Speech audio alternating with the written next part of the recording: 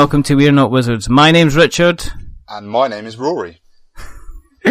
And as I say, this is We're Not Wizards, and this is a special show tonight, because joining me tonight, and he needs no introduction, this is Rory J Somers. That's me.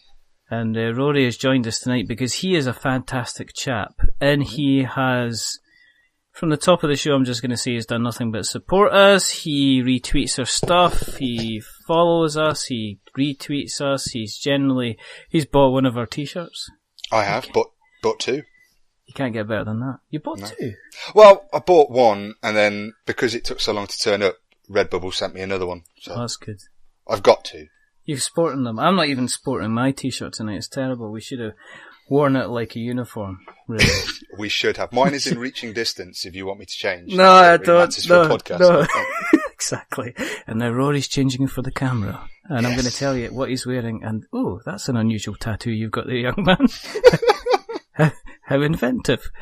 The reason that we do this is because, quite simply, there's not enough podcasts about board games. Two guys just giving their opinions about some popular cardboard. We have scoured the internet. I think we almost reached the end of the internet trying to find it. We didn't find many at all. And the second reason that we do this is because I've got Rory on the show. And Rory had to have his own episode. Thank you, yeah. Yeah. Honoured to be on. Thank you, Richard. The pleasure's mine. I mean, as I say, this is weird because I can see you on camera, but I'm kind of looking into the microphone, so it's a bit kind of weird. So, well, you have lovely ears, so it's the view from here is fine. I'm just going to turn the PC around so you can't see I'm going to hide behind the microphone now. How are you doing anyway? You well? I am very well indeed, yeah. Been a lovely couple of weeks, actually, so yeah, doing very well. Good. You've been up to much kind of cardboard stuff? I haven't been up to nearly as much as I usually am. I've just started a new job. So my cardboarding has become a little bit more app-based cardboard, but squeezing in a couple of solo games of stuff here and there. So that's good. Yeah, trying to show off to the new guys at work how cool I am with my cardboard. And see, that's an interesting thing, and we'll come back to that in a second. But before we start, as I say, we always talk about somebody's history. Mm-hmm. So, how did you get into the hobby? Tell us a little bit about, because we want to have a little look back at the past. We want to have a little stare in the middle at the present, and then we want to have a peek off into the distant summer. And you can actually see. And I do this. See, Rory, what we don't realise is I've got the webcam on. I don't usually have the webcam on, and I do the same action if people can see me or not, just to remind myself I've got to say the word future. Yeah. So I am actually peering off into the future, so this is a bit of, Yeah.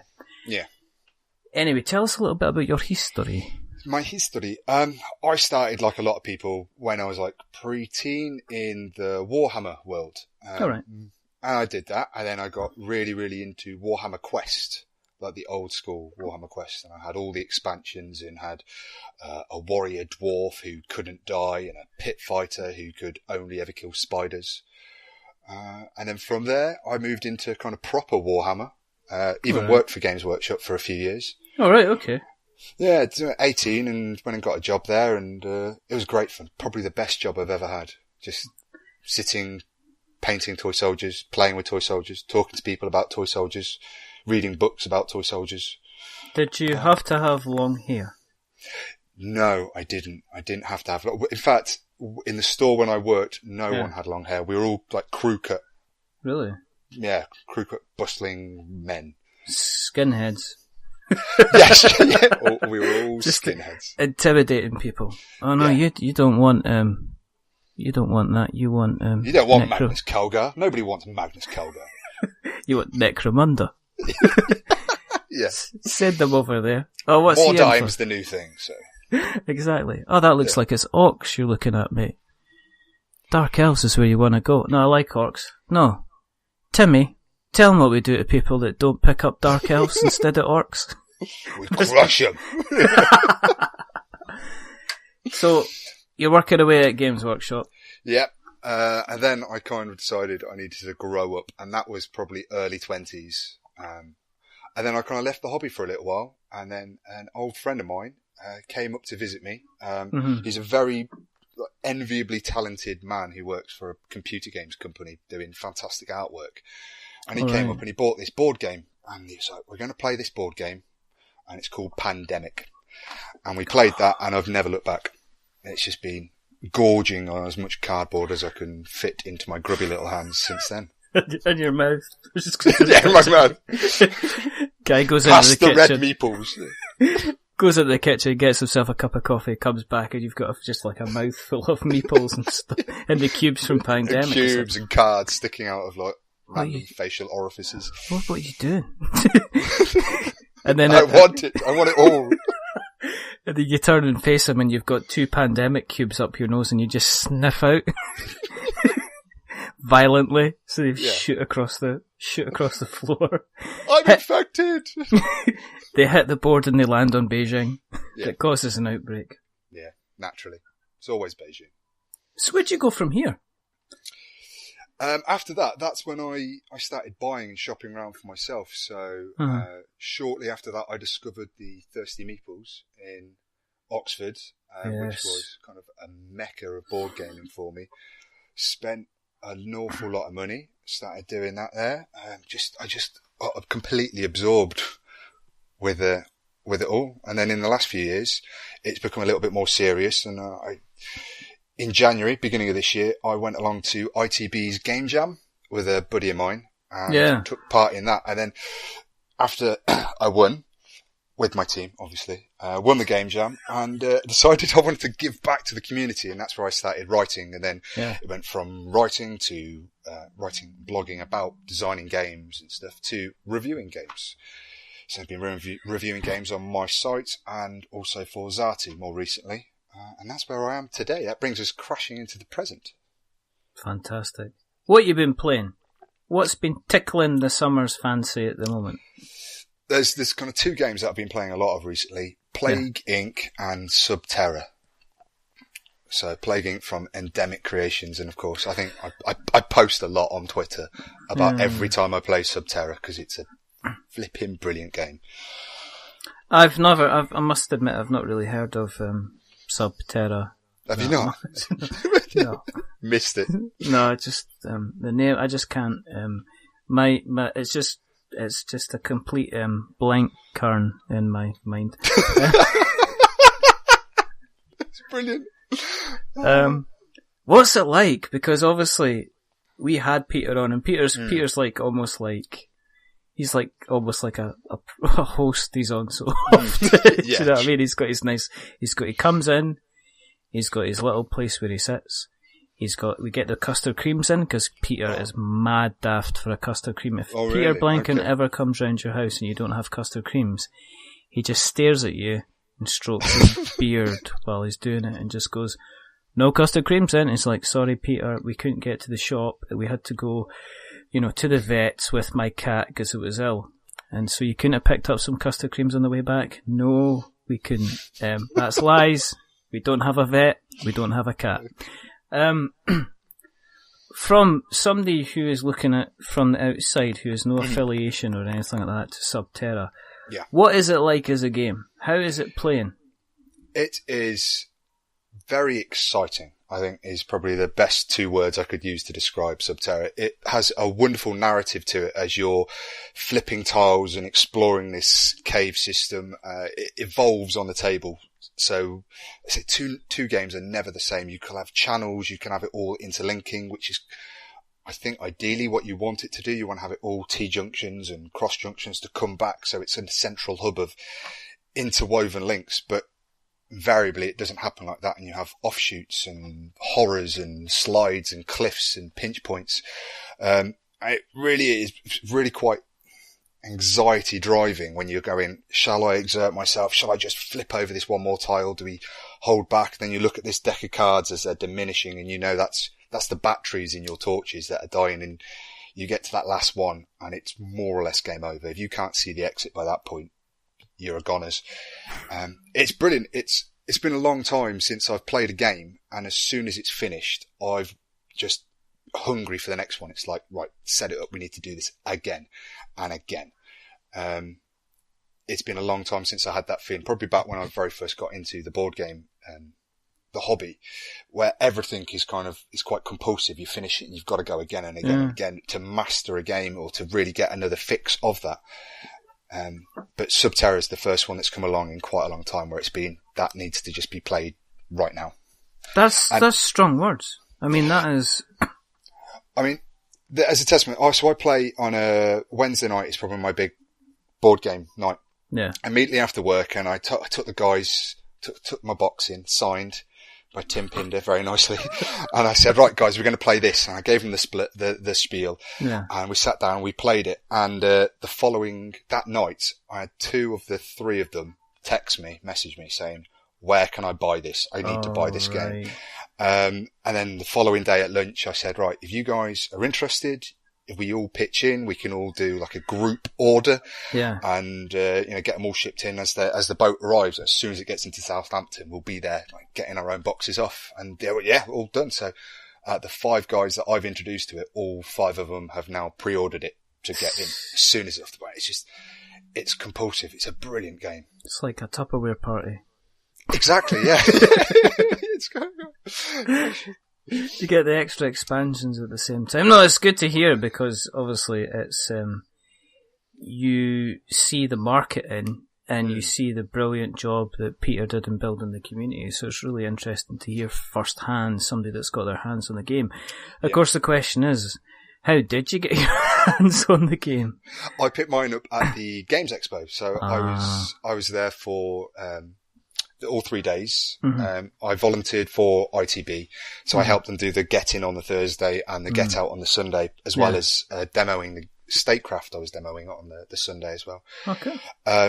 So I was there, and I picked up a copy of Molecular, and I picked up a copy of Statecraft, and I picked up a copy of Sub Terra, even though 2 of them are currently on a boat on their way to me anyway. I just needed them. Right.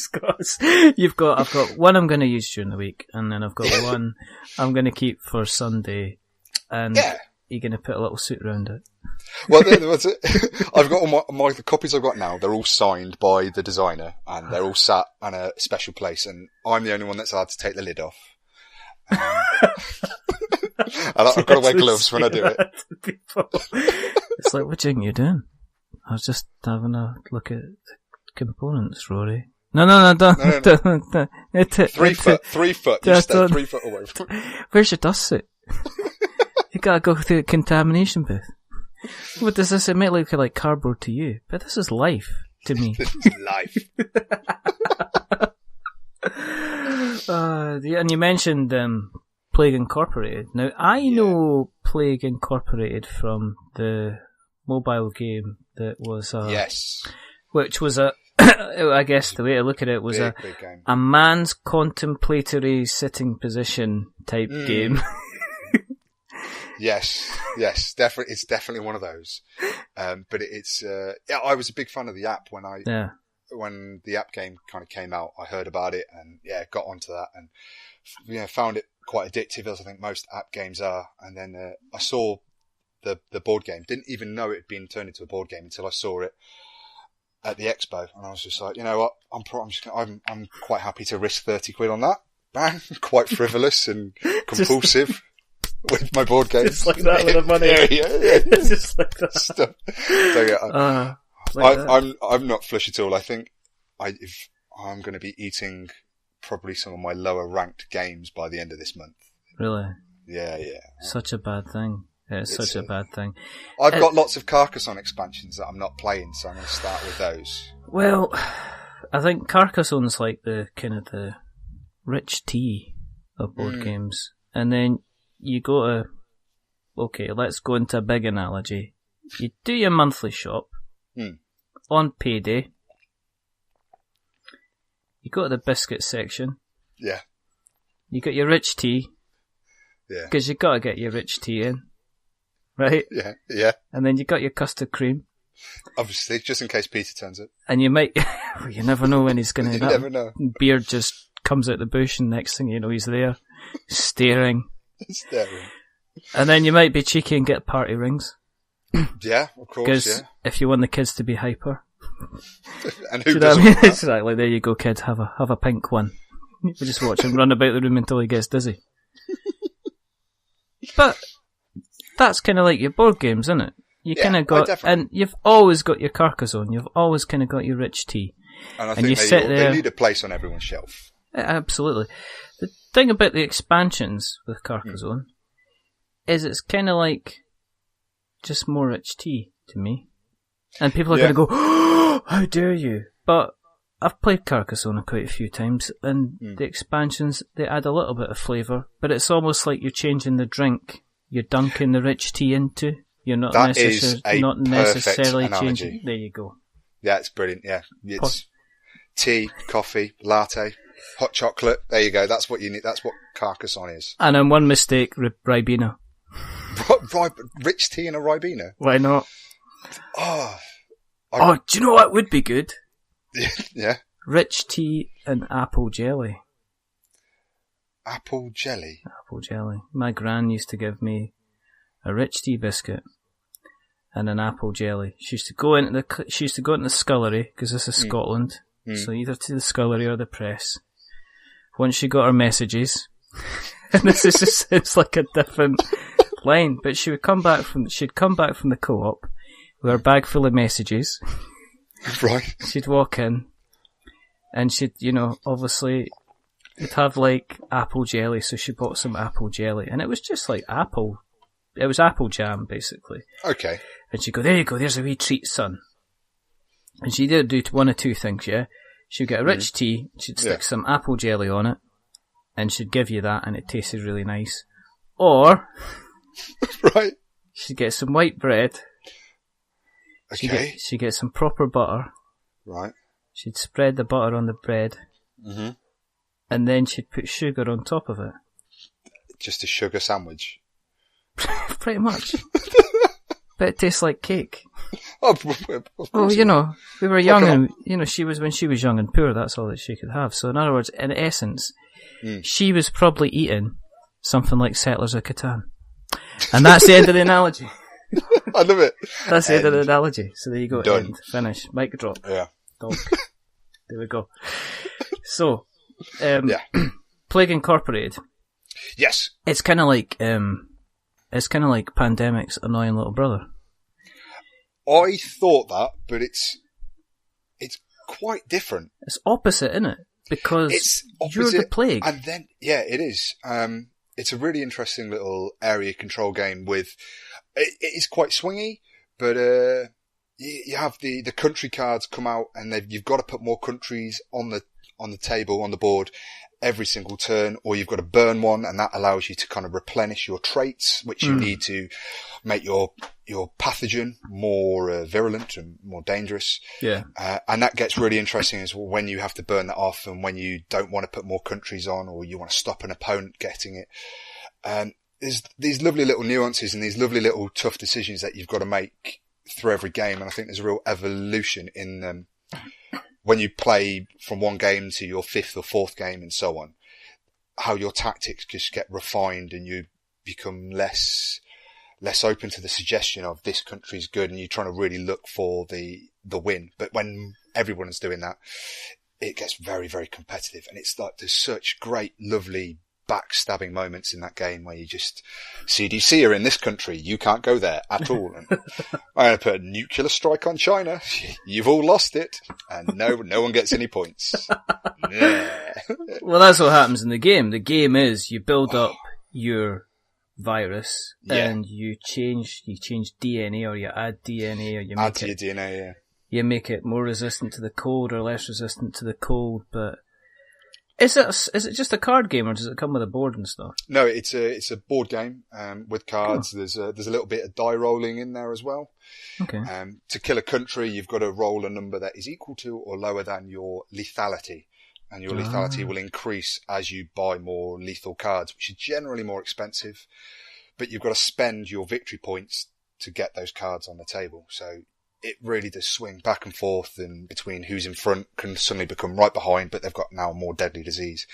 And you can accidentally take yourself off the board as well, which is very dangerous. It's a really good fun game. The player interaction on that is surprising for the type of game it is, because you really just kick 7 shades of hell out of each other, and it's brutal. Really is brutal. I've always I kind of was going to play the Pandemic the other day, and then we played something else. But no, Plague Incorporated I used to play all the time on the mobile, so I'll definitely check it out, because I like the idea of building something up and then being able to wipe people out and kind of kick their arses. But one of the most interesting things about the game is it's really captured the essence of the app, but without being a direct copy of it. And there's so much scope for the board game for expansions. So the cure doesn't even come into the board game. It's not even mentioned. It's just my disease versus your disease. Who's going to kill humanity first? See, I like that. Yeah. I like that a lot. Really, really, really nice, fun game. So, one thing we said a little while ago, you changed jobs. As he gets him right in the middle of him getting the drink. Answer me now. Okay. You changed jobs? Yes, yeah. Beforehand, you used to do this lovely post on Twitter on a regular basis, which was your lunchtime lunch break gaming games, bit. Yeah. So you used to go on, and basically, you need to go and follow Rory on Twitter. You just stop, pause the podcast, and you need to go and follow Rory on Twitter right now. And you can find him at Rory, Rory, J, which is the letter J, and then Somers, which is S. I'm doing important work here. Yeah. SOM for Mike, ERS, because you just put out some content there. Just without exception. You got your lunchtime games, and then you play a game at lunchtime, you put some lovely little photographs up there, you tell people what you've been playing, and I guess the idea of the lunchtime or the lunch break games is that you play a game within a lunch break, and it's something that's not Twilight Imperium or Eclipse or Rex or anything like that. It's something you can get in, you can get out, and everybody can have a quick game, yeah? Yeah, and everything. It's all done on a kind of a standard, 3-foot square lunch table. You don't need a lot of space, so we're playing a lot of smaller card games, really small board games. Tile placement. Played a little bit of, was it Mind Out not so long ago, and that's a really nice little game from Brain Crack Games. Yes. Nice little, 3x3 or 4x3 grid. Brilliant game. Lewis, sure. It is Lewis, yeah. Lewis. Really nice. Really like that game. Again, quite cutthroat. Yeah. No, he did Farsight recently. We're interested to see what happens with yes, he did, that one. Yes, yeah. What's been the favourite game out of the lunch break ones that you've done? What's the kind of the one so far that you kind of stood out and you went, this is better than it was, or I'm enjoying the shortness of it, or I'm enjoying the fact that we can get straight into it? Star Realms. It kind of has to be Star Realms, hands down. Are you playing online? I am, yeah. I'm stuck on the campaign. That campaign is ridiculously difficult. Do you play competitively at all? Not really competitively. It's I will play and you will beat me. Really?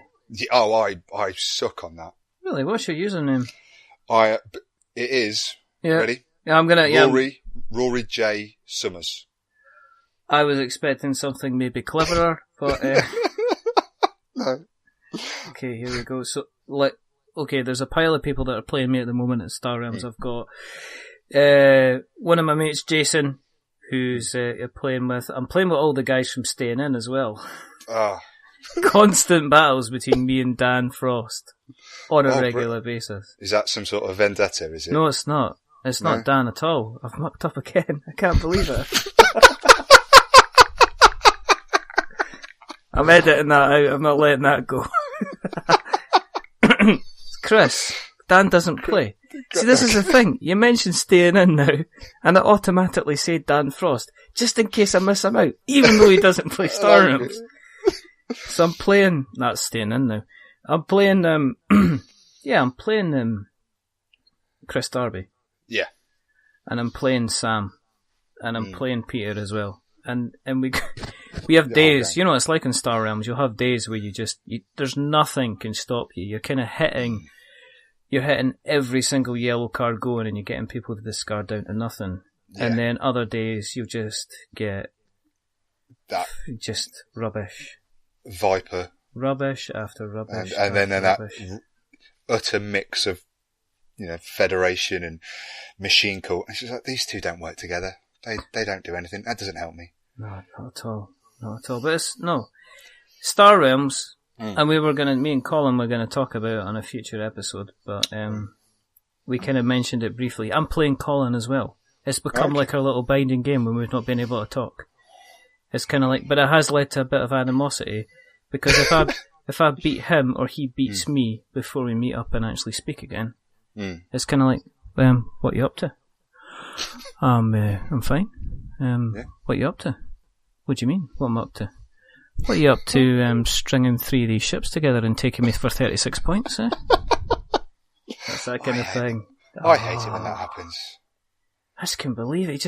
And he's really, really good. Colin is the type of person, do you know, you just like go, right, I'm at the moment when I'm like, this time when I fight, I'm going to combine green, yellow, and blue. Yeah. So that's what cards I'm buying. And you've got a plan. And Colin knows the cards. So Colin will go, I'll take this one, this one, this one, this one, and I'll get this one. I'm not going to buy any cards this time. I'm going to buy 2 of the normal bigger ships. Yep. Yeah. Buy that, buy that, buy that. Next thing you know, he just does a round where he just seems to be repeatedly drawing and drawing and drawing, and then causing me to discard a whole pile of cards, and then he'll string like 4 yellows, 3 blues together, and he'll just like annihilate me. And then he's like, oh, you shouldn't have scrapped that card because that's what lost you the game. And I'm just like, no. So Star Realms is the firm favourite at the moment. Star Realms is fun. Because it is so quick. We've had games that take 5 minutes, games that take 20 minutes, and it's just set up. We use I think the app from Epic.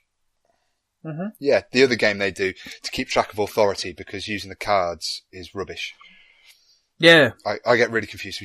I've got to use the Epic app to kind of track that. But the other one, Seven Wonders Duel. I've not played that. Oh, it's a good game. Oh dear. What's it about? What happens? Tell me. Tell everybody. Seven Wonders Duel is a riff on the Seven Wonders, but instead of that drafting mechanic where you take one of the cards from your hand and you pass it on, instead this 2-player version, you array the cards in front of you in a pyramid fashion. Right. So it'll be some face down, then slightly fewer face up, face down, face up. So you've got a rough idea of where the cards are, and then in your turn, you can take any face up card that is not covered. So you have this interesting choice of, do I want that card, or do I not want him or her to get that card? And do I want to leave myself open so I get the first pick of the card that is revealed? And so it's like a pyramid type structure where the cards are over each other, so that you've got to uncover like 2 cards in order to uncover the next one. Kind of cover the next one. Exactly right. Yeah. Yeah. I played a similar mechanic before in Sons of Lee. I've not played that one. It's an old Kickstarter game. Yeah, by Jeffrey Greer, friend of the show. Good old Jeff. And and that was the same mechanic. Pyramid of cards. You're removing the cards, and then that's helping you to unleash kind of more cards. Is that kind of how it goes, yeah? Okay. It kind of how it goes, yeah. And you go through, and that's age 1, and that's where you get most of your raw materials and your low-level military and some of the science cards, much like you do in Seven Wonders. And then age 2 comes around, and the cards get a little bit more difficult and a little bit harder all your way through. But the really interesting thing with Duel is the way the military and science works. So there's this cool little tracker that you put between you.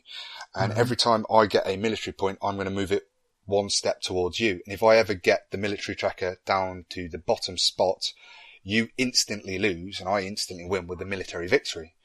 Very tricky to do. And if you manage to get 6 of the 7 scientific symbols from the green science cards, you automatically win on a scientific victory. So there's 3 ways you can win this game, or 3 ways you can lose it. And the other way is obviously just much like normal Seven Wonders. You do the point adding up Oh, nonsense at the end, which isn't any that easier. is But nonsense.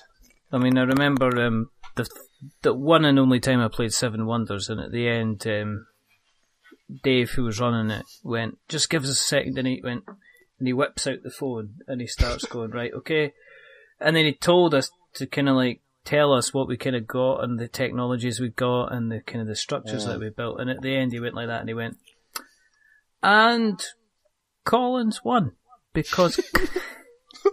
Colin always wins these games every single time. It's a real problem. It's not a real problem. It's an issue with Seven Wonders, especially when you're playing at the 7-player count. Mm-hmm. It takes so long. You finish the game, and you just want to know who's won, and you've got to spend potentially 5 minutes totting up all the scores and go, "Oh, all right, you won by 3 points. Well done, Dave." No, you're just robbed of all that climax as all the points are just going up and up and up that you can see in other games.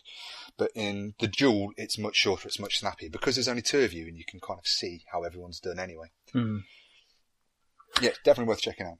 So, as we said, as we alluded to, you've started a new job. Yes. It's one of these things, it's like, how do you bring up a subject of kind of something you enjoy to a group of people? Because it is, I don't know how, there's like some kind of it's kind of like just stepping in and flying the flag. It's like American History X.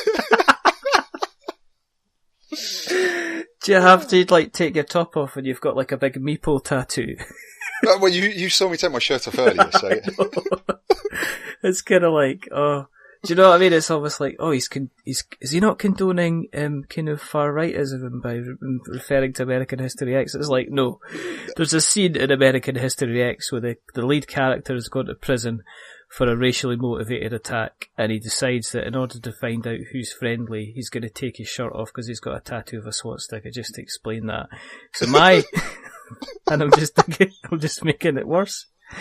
I might have to really, really do some serious editing on this episode. But the whole point would you be just going into the dining hall at lunchtime and just with a stack of games, just undoing your tie, taking your shirt off, and then having like a meeple dice tattoo. Meeple dice, and I've got like the Carcassonne River across my gut, and just watching the guys over in the corner kind of like go, "Yeah, he's one of us," and just waving you over, and you know everything's going to be fine. No, it's not like that at all. But in seriousness, how do you approach it? Do you just bring in games? Do you drop it in a casual conversation? Being a man, there is a certain expectation that I like football. Do you? No. Senior Dan. So when they kind of talking in the office on a Monday morning about the game at the weekend, and I say, "Rory, who do you support?" And I go, "I don't really follow football." "Rugby then?" No. "Tennis, cricket?" So, no, I darts. And then it gets to the point where you need to justify what you do with your time if you don't watch sports. Yeah. At the point I go, "I play board games." And then they say, "Oh, like Monopoly." Yeah, that's what I got. Oh, Jesus. Yes, I know. It's a board game, but no. It's like a game. It's kind of like Monopoly's kind of like cannabis. I'm kind of talking about heroin here. Yeah. That's what I'm kind of talking about. And they go, oh, you take drugs. Oh, well, that's fine. And that's fine. You do that. Just don't talk to us. Yeah, exactly. But did you find when you were telling people, was there people that went, "Oh yeah, we do that," or were there people that stared at you like, "He's got something wrong with his face"? They were very confused by why I would want to play with cardboard and be a grown man and play with cards and meeples. The question of what is a meeple? Yeah. That came up, of course.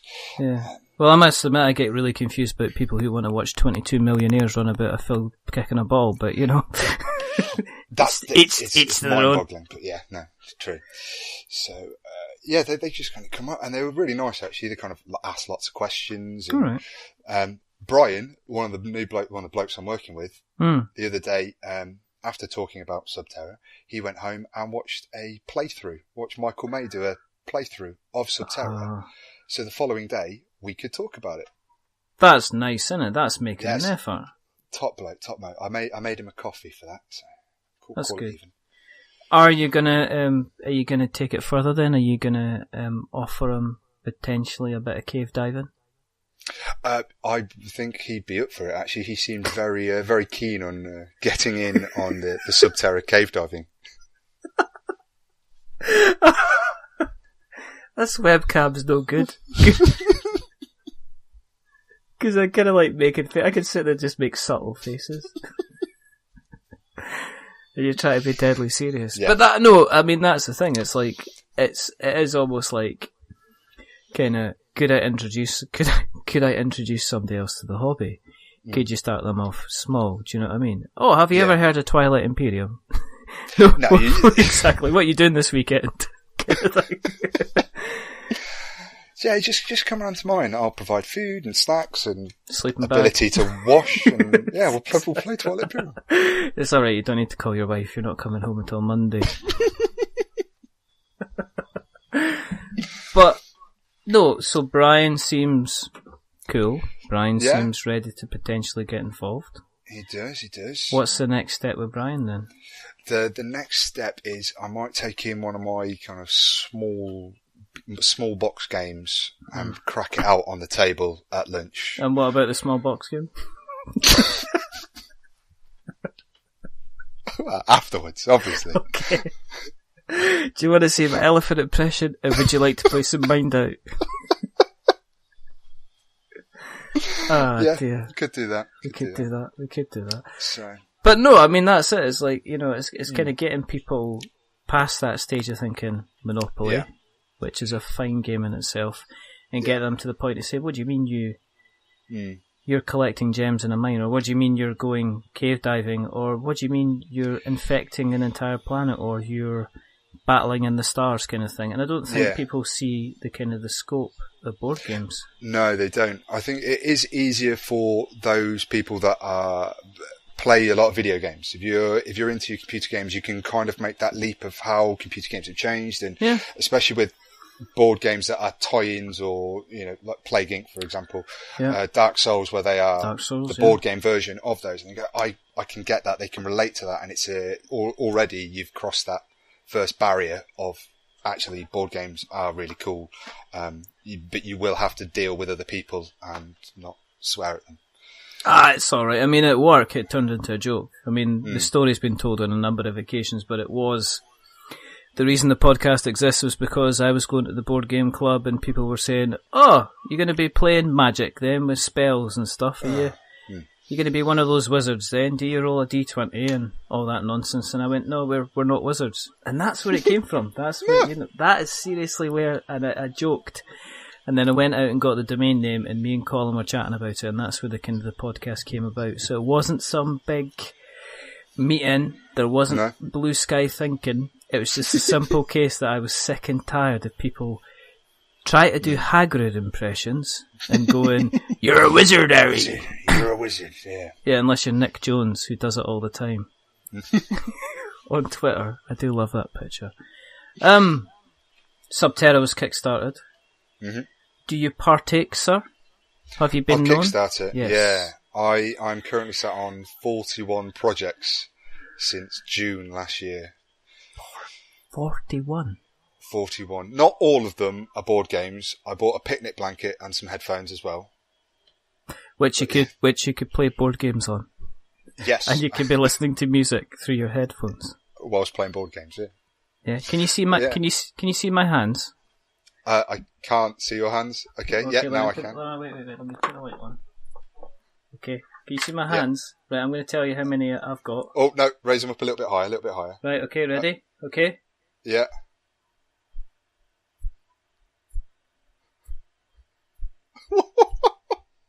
Still going.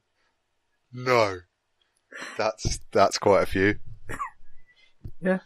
Yeah. No shame. No, no shame. You're just not going to say it out loud. Dollar backer. That's what I do. Yeah, good. Get involved. No, I love Kickstarter. It's too much. I did try and take a little break for a little while to save some money, but then this really irritating thing happens. I listen to this one podcast where they get designers on and they wax lyrical about all these awesome sounding games. Yeah. And then I go and have to buy them. And then I'd write a strong letter of complaint. I might have to. Just go on holiday. Just go on holiday for a fortnight. Just give my credit card a break. Oh, I've please. just got a DM here from Rory. No, I mean, in all fairness, I mean, if you want to get involved in Kickstarter and the pennies, do you know what? I think it's worthwhile getting involved in the experience. And you can do that for as little as $1. Absolutely. It's always fun. And the community is excellent. I mean, currently I am basking in the Epoch community, which is Mark Neidlinger's game that his second time round, and the first time round he didn't fund, and the second time round he's at $120,000. And it's just unbelievable. The man is doing so well with the community around him, because there's some people that don't like Kickstarter, and I can understand the people that don't like Kickstarter.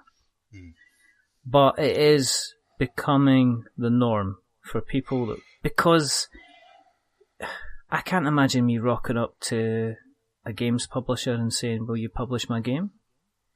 Do you not? I don't know. I've got an idea.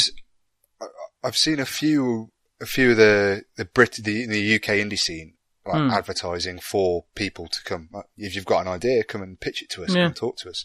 So I think they're still open to it, and I think it's definitely an avenue. I know that's the route I would prefer to take. Yeah, should I ever finish any of the games and actually go right? I want to try and sell it to one of you guys, because I just trying to organise manufacture in China and shipping is going to make me cry. I don't have the skill set for that. I don't have the skill set. I don't want it.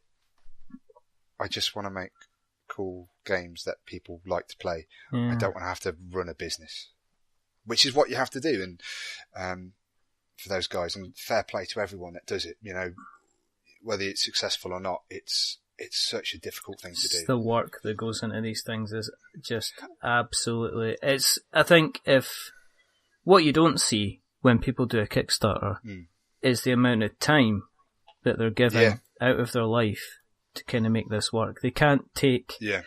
You can't take breaks at the weekend. You can't take breaks during the week. You almost need to hope that a community is there to kind of back you up and answer all the questions, Absolutely. You've got to have a team just that's always ready to respond, that working through the night, because, the time differences, with China and Australia and Canada and America, you need that presence there constantly. And then you've got all the social media and all the marketing you've got to do before the campaign even starts.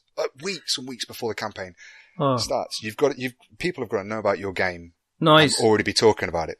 Just noise, constant noise all the time. But not annoying noise, not spammy noise, just enough people to kind of build up people that say, I'm going to be the champion, I'm going to come and back the game for you, kind of thing.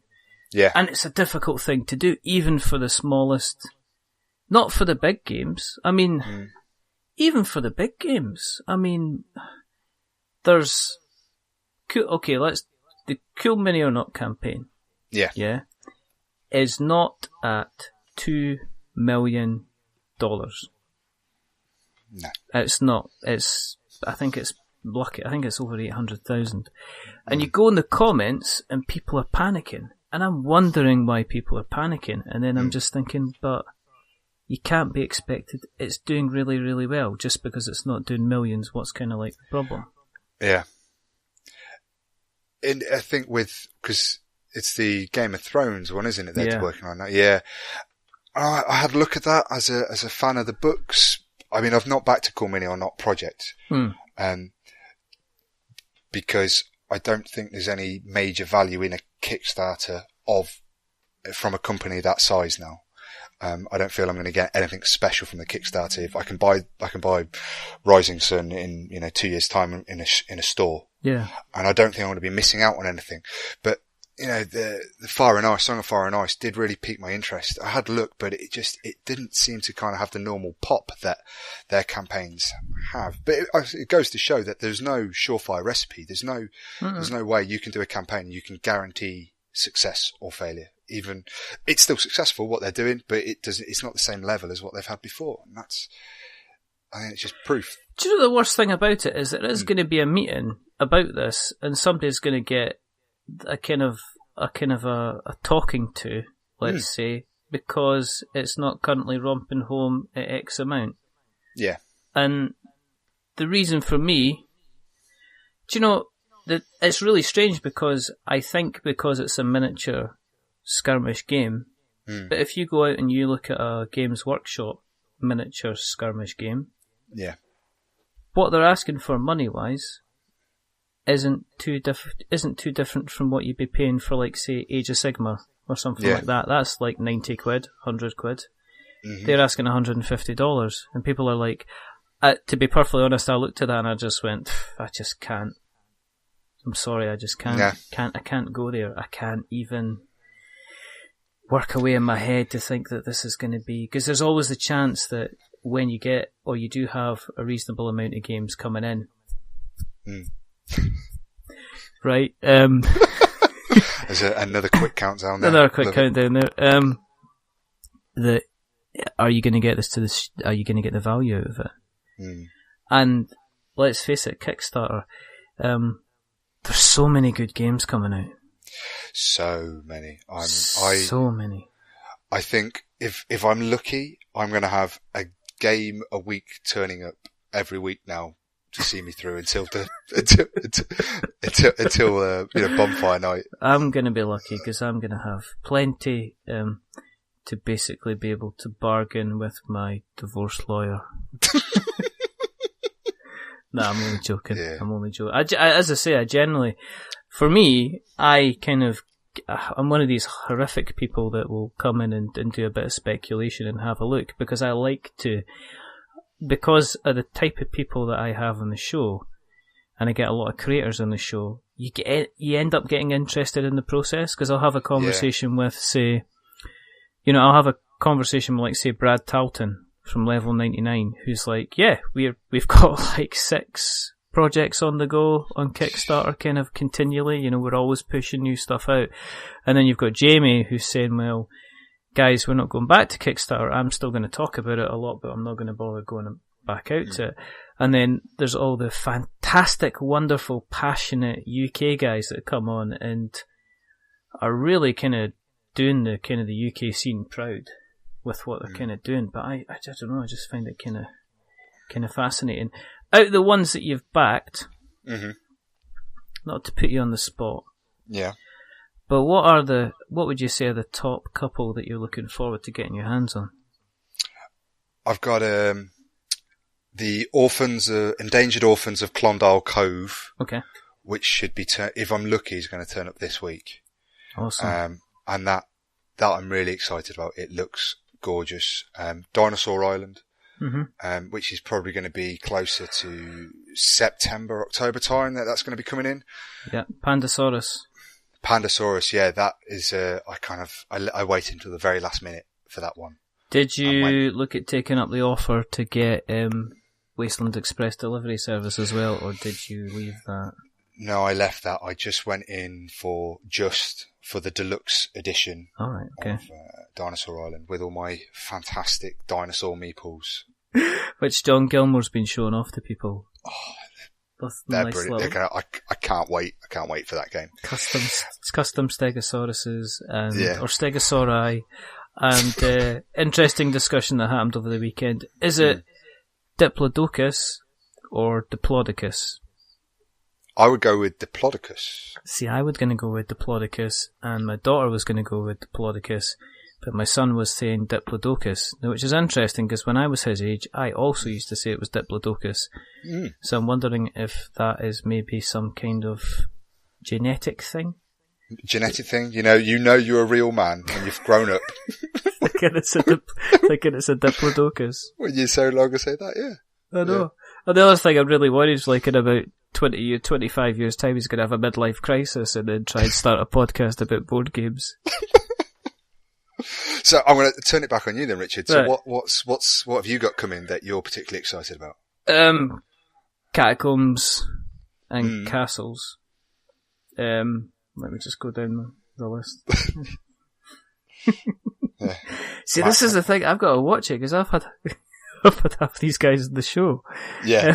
If I miss somebody out, right. I'm gonna get an angry email. City of Kings, that one's going to be that. I mean, that's not Yeah. coming until next year, but yeah, No. that's City of Kings, definitely. Catacombs and Castles, Sub Terra. Just trying to think. Ravage, Dungeons of Plunder. Yeah, Legends Untold, that one. I'm not too sure. so- I've lost track of that one when that's coming, but that's going to come soon. That'll be in. Oh, I just can't. There's so many. All of them. That's what I'm looking forward to. All of them. Giant killer robots looks fun. That did look a lot of fun. I didn't have the capital. I didn't have the spare cash. I'm just looking. I just had a look. There's a lot, as I say. There's a lot of these ones that I've kind of had a look. That'll be interested to see what they're like when they've actually arrived, because that's the thing when people start to get their packages. Yeah. That's when the fun begins again in the comments section, and you see people talking about it. Explode, opening, unboxing videos and or just the simple kind of board game sellers page where you get the opened cardboard box and the sealed copy. 150 quid, mate, and it's yours. Kind of thing. I remember somebody doing that with Mechs and Minions, and I was like, you're not a board gamer if you're selling that. Yeah. You can't be a board gamer if you're selling that. I was playing that over the weekend with my son. I saw the tweets and I loved your little video reveal. Do you like that? Do you know the funniest thing about that video reveal was the people that were going, it's obviously fake because you can see where the edit is. It's like, yeah, I know that, mate. Yeah, it's a joke. It's kind of like had to edit, and it's like, this is obviously fake. And then people, and then somebody else, what else did they put? Yeah, you could tell that, and it's like, this is the worst editing I've ever seen. It's like, yeah, that's the kind of the idea. I didn't want people saying I was really going to be spoiling kind of Mechs and Minions. So it was like, oh my goodness. How ridiculous could that be? But it could be worse. You could be Massive Darkness. Just putting that in there. Just give me that bit of paper. I'm going to write some stuff on. What, the black bit of paper? Yes. Go and give me that Sharpie over as well. What, the black Sharpie? Yes, I'm just going to write down these notes. I'm just going to give you my telephone number so you can call me later on. You must be a Massive Darkness designer then. That's so cruel. But, I don't know. People went and actually lost their minds over that. There were people getting really, really kind of antsy and kind of shorty about that, which wasn't that good at all. No, lots of things coming, lots of things happening. It's kind of weird. Do you put on a squeaky voice when you're asking questions? Not so far. No. In terms of the retail, then, do you chase the new hotness in terms of the retail, or do you find that you're going back and getting the older games that have been out for a while that people have recommended? Yeah, it's definitely the older games. For new job, as I left the last one, the guys in the office, do the whip round and the card, which was lovely. And no one really knows what to buy me. So I got some vouchers for my local game store, the Games Den. So I've got 50 quid to go down and spend on some new cardboard. And I'm trying to work out what game to treat myself to. And that is, What's the choice? What's the choice? Well, I've wanted to get Dead of Winter for quite a while now. I love zombie ness.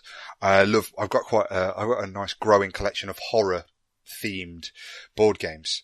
And I think that one will fit in quite nicely. And I love co-ops, and I know there's the traitor mechanic, which I think is really going to appeal to me. And it's the Crossroads game, which I haven't got when I really want.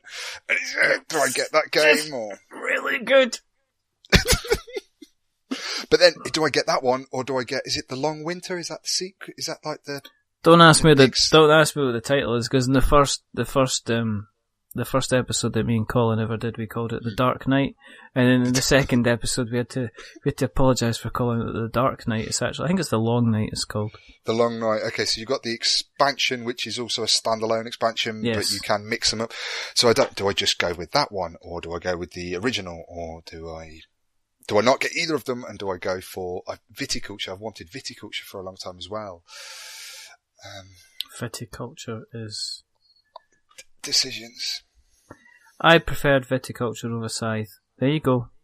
Come after me, internet. Come after me. But I think I will prefer viticulture over scythe. I think I will get viticulture to the table more frequently than I will scythe. You'll get it played, I think, is the thing more. The thing about scythe that I've discovered about scythe is it's glorious, it's fantastic. You know what I mean? Scythe, if you're going to put it on a numerical scale, is a 57 out of 59. Okay. However, in my eyes, viticulture... I love the direct stare at the camera, so I can see your eyes. Viticulture is a 58. Ooh. Just because it's one of these things that I could set it up tonight, and I know I'm going to get it through, and still go to bed at a reasonable time and not be Mr. Grumpy Pants in the morning. Whereas if I set up scythe, I'm potentially looking at 3 hours. Ooh. And that's just touching, that's potentially touching midnight. And also, if you're sitting for that long, potentially touching cloth as well. But you know what I mean? Yeah. Because viticulture is just like bang, bang, bang. It's 20 points, victory points. You know when you've done it. It's quite simple to relax. You can... Yeah. It's kind of easy to grasp. Scythe's wonderful though. This is the thing. It's not like they're worse than each other. They're equally as good. But in the choice, viticulture is just... And it's got the single player as well, so you could always play that. And it's a non-gamer thing as well, because I think if you said to people, what are you going to do? Well, we're going to play a game. It's called Scythe. What's it about? Well, it's based in the early 20th century, and you're big steampunk robots gathering resources. Robots. Okay, I'm not interested. But if you said, what are you doing? We're playing viticulture. What's that about? Well, I'm a wine grower in Tuscany. And what I'm going to do is I'm going to get a meeple, and if I want to do something, I put it in the spot. Do you have to do anything else? No. Well, I decide when I wake up. Yeah. And then it comes to autumn, and I pick a couple of cards, and on the cards, I might be able to do something special, or I might not. Then it comes to winter time, I can bottle up some wine and sell it, or, I can get more workers. And then what do you do after that? You just continue as is. You just keep doing that. And you can have a cheeky glass of red. There's no revolution. You don't have to worry about the population's happiness. It's all good. Job's a good one. Job is a good one. So that's on my list as well to get. And then you got Ashes, Rise of the Phoenix Born. I've heard a lot of good things about that. And Arkham Horror LCG. Yeah. I think that is going to be right up my street, and I think I can get that to the table a lot as well. That's what I'm really weighing up when I'm going for a new game, is what game do I know regardless of what I personally want, is what game do I know I'm going to be able to get other people to buy in and play with me. Yeah. Because that's what it's all about, isn't it? So. Well, I played Space Crusader on Friday. Classic. I played it on Friday. I got a text. I got a text on Friday from Leo, Mr. Leo, the fabulous Mr. Leo, who basically said that Scott's asking if you're bringing Space Crusade.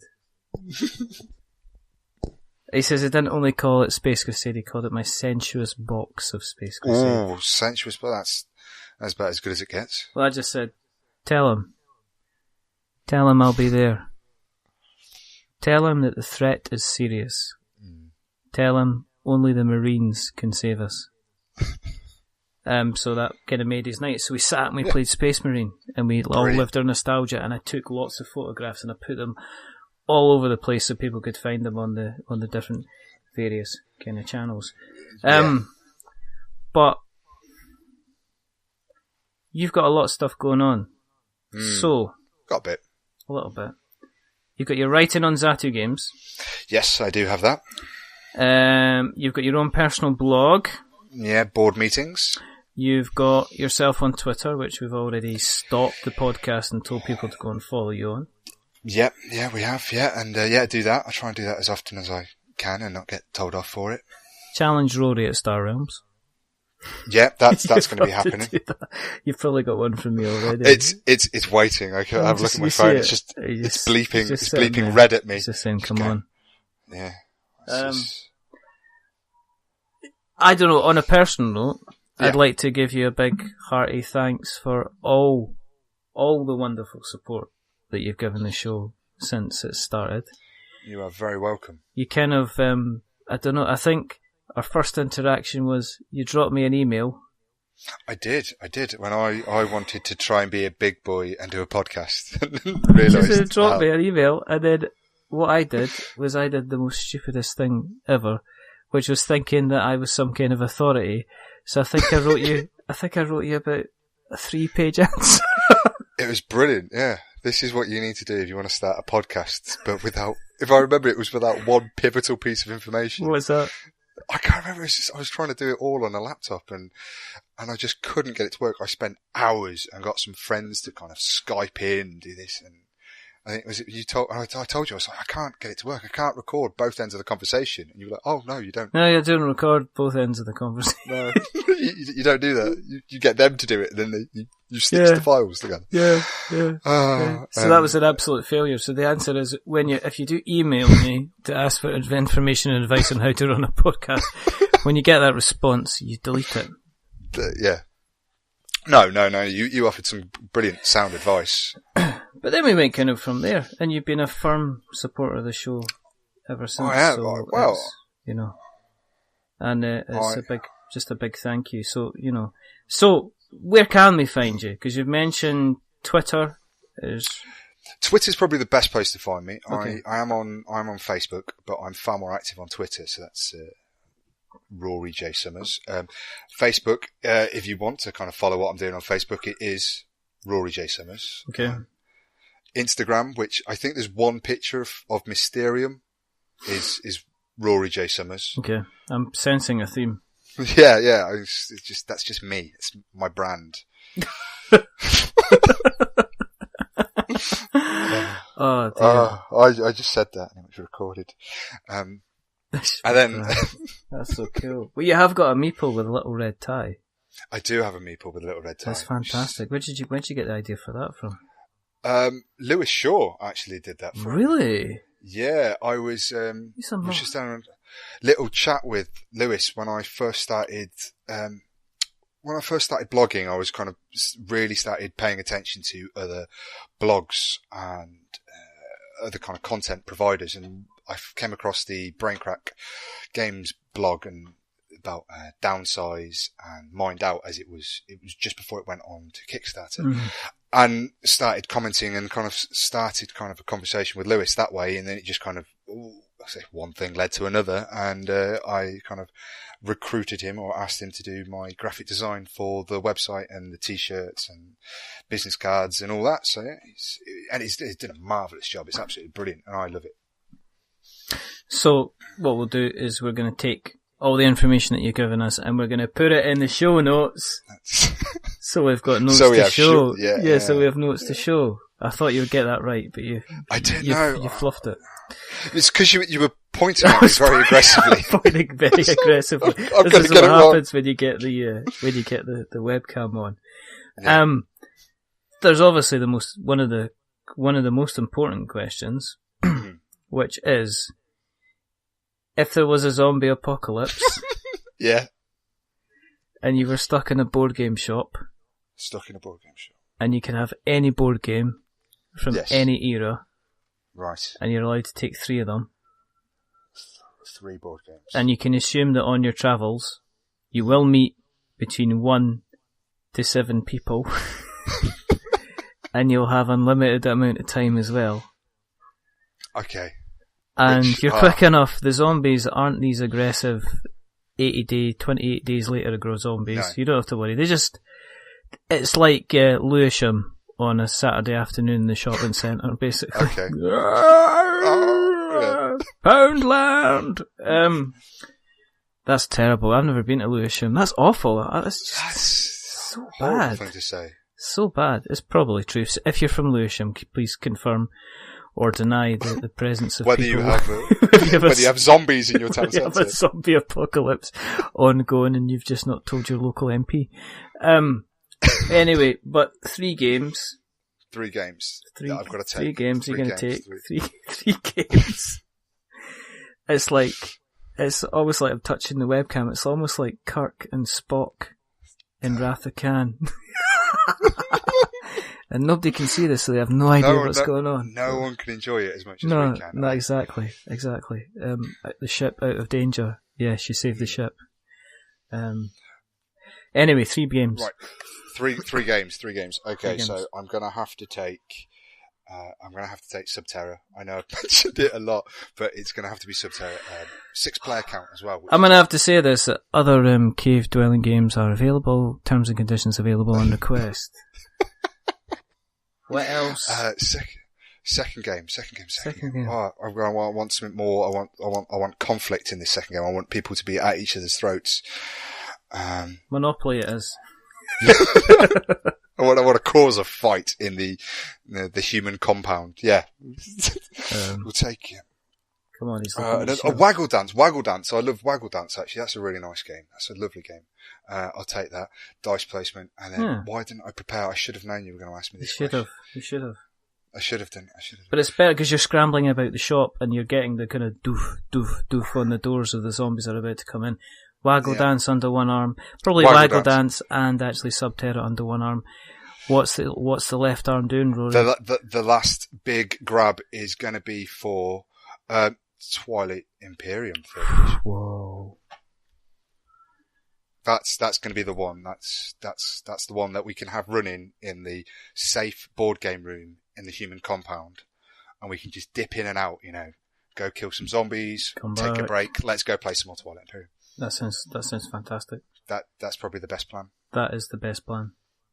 One day I'll tell everybody my 3, but not today. But not today. What if I ask a question in a really high pitched voice? Will you do it then? No, I'm not going to stop giving a reply.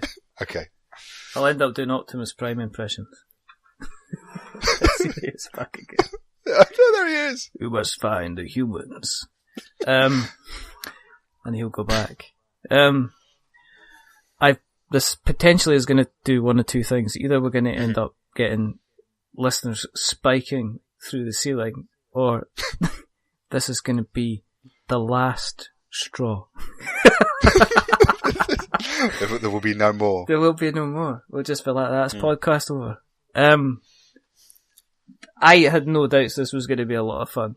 And yes, Mr. Somers, you've definitely not disappointed. I could potentially just leave this running and we could talk for a long time. Yeah, me too. But there is. I mean, you have to come back on. I would love to. I'd love to. Just have to do it. Next time I won't mention Sub Terra though. So. Well, I might have a copy by then, so we can do a review. That's what we'll do. We'll do. I'm gonna get Peter on as well at the same time, so we can just say, Peter, we don't like your game. Try harder next time. It's too dark. There's not enough luminosity. And we can have him on Skype so we can point the fingers at him as well. Yeah. And we can do impressions at him. Michael Caine. I only do Michael Caine. Nothing else. You're only supposed to blow the bloody cave in. Exactly. You're supposed to take the batteries out of that. Look at it. We're lost in the dark. I don't know what I'm meant to do.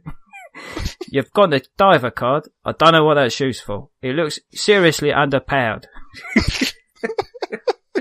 Because that was the question on... But anyway, this is beside the point. Yeah, we're getting off topic. We are getting off topic. Yeah, It's not underpowered, though. Diver's wicked. I like Diver. See, there you go. The last bit of wisdom that we're going to get from the scholar and the gentleman that is known as Rory J Somers. This has been, as I say, this has been an absolute blast, and I could continue to do this for much longer. But there are only 2 more things to do. Mm-hmm. Yeah, and that is. And the first thing is to remember that we are many things, but we're not wizards.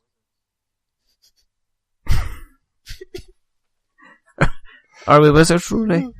We are definitely not wizards. I'm not a wizard. No. I got called a wizard today. I put them in their place. Did you? Yeah, someone said I was an Excel wizard. And when I looked her dead in the eye and said, I may be many things, but I'm certainly not a wizard, she didn't get it. She didn't get the joke at all. Send her the link to the podcast. I'm gonna do it. We record this, and we can send it out. What's her name? Don't have to tell her. Don't say her name. Don't dox her. No. Don't say her name. Don't say her name. She'll know who she is. She's the only woman on the team, so. Well, I'm going to guess names, and you just give me the nod when I've got it right. Sandra. Sarah. No. Julie. No. Alright, okay. That's end. End of that game. Let's just end that game totally and potentially edit it out because we don't condone harassment. But there is only one more thing to do. Mm-hmm. And that is to say goodbye. So it's a goodbye from the wonderful, the fantastic, the amazing, our We're Not Wizard champion of champions, the fabulous Mr. Rory J Somers. Say goodbye, Rory. Goodbye, Rory. You had to. And it's a goodbye from me. Remember, stay safe, roll 6s. Follow Rory on Twitter. Follow him on Instagram if you want to look at one picture. Check out board meetings. Just keep an eye out because one day there's going to be a game that's going to appear from him, and you're going to all back it and love it because it's going to be as fantastic as he is. You can't forget though, Richard. You can't forget that if people have enjoyed the show, and why wouldn't they? That they should be leaving you a rating. Oh, yes, they should. Why? What should they do? They should go on to iTunes or Stitcher or whatever their podcast provider is, and they should definitely give you a rating that isn't 10, because 10 would make you big-headed, and 1 would make you cry. So you want to go somewhere in the middle. Yeah, somewhere like a 5. Yes, because 5 is average. Yes, and you are decidedly I am average. Decidedly average. And check us out in other places. Just Google us. We're Not Wizards. You can get us on. You can get us on Instagram. You can get us on Facebook. You can get us on Twitter. You can email us magic@we'renotwizards.com or .co.uk. Yes, I am aware of the irony of using magic at We're Not Wizards. Thank you. But until the next time, I think we better finish because otherwise, it's just madness. It's a goodbye from Rory. Say bye-bye. Don't wave, bye-bye. Rory. There's no point in waving. Nobody can see you. Okay. Say goodbye. Goodbye. Goodbye, you lovely people. And we'll be sending you sympathy cards in the post for putting up with this absolute madness for the last hour and 15 minutes. But until next time, bye-bye.